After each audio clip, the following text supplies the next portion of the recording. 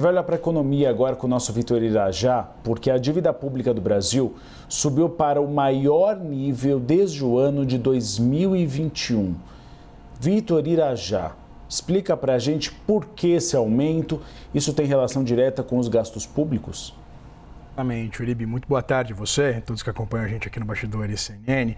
Uribe, essa pauta ela dialoga bastante com aquilo que eu conversava anteriormente, inclusive aqui no Bastidores com a Natália Loxen, que envolve exatamente esse desenvolvimento da relação à dívida PIB, né, essa consolidação da dívida bruta do governo geral, dados esses que foram publicados pelo Banco Central apontando que a relação entre dívida e PIB já ultrapassa o patamar de 80,1% do PIB, ou seja, a relação dívida-PIB, né, chega a esse patamar de 81,1%, o incremento que passa de 80,2% em relação aos dados de abril desse ano, alcançando o valor nominal de mais de 10 trilhões de reais, o maior patamar, como você disse, em 5 anos. Vale a gente lembrar o que acontecia em maio de 2021, uma pandemia.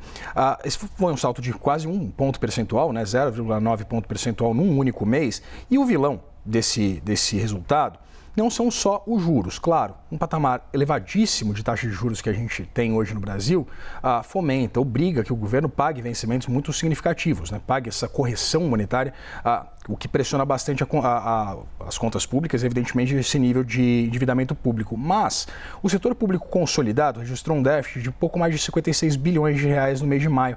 É uma alta de 66,3% em relação ao mesmo mês, maio do ano passado, quando o rombo foi de 33,7 bilhões de reais. E o maior impacto do setor público consolidado, né, que leva em consideração tanto a União quanto estados, municípios e também as estatais, veio exatamente do governo central, do governo central, com déficit de 55,2 bilhões de reais, ou seja, é a União que está puxando o barco, não os estados e municípios, nem as estatais. Os estados e municípios tiveram um déficit marginal de pouco mais de 1 bilhão 200 milhões de reais e as estatais, inclusive, tiveram um superávit de 273 milhões de reais.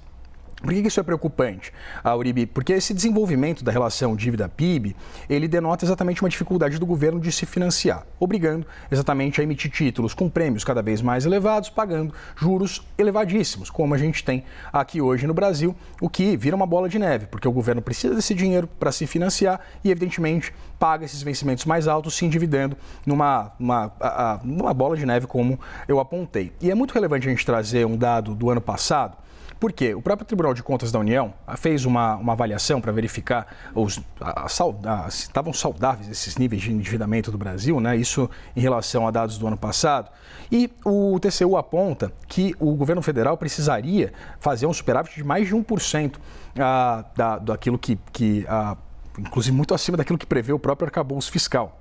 O arcabouço prevê um superávit de 0,25% do PIB apenas para esse ano, com aquela margem de tolerância. Se o governo atingir um déficit zero, considera-se que a meta de primário está cumprida.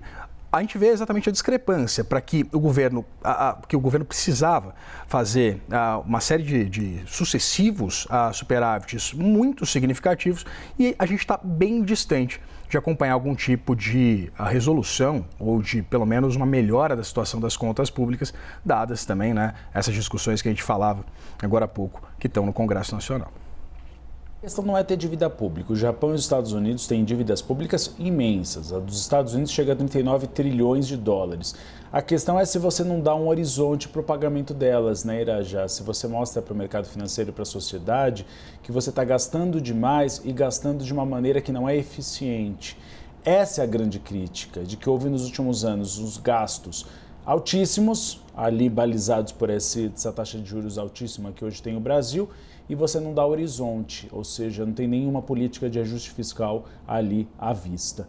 Obrigado, Irajá, pelas informações.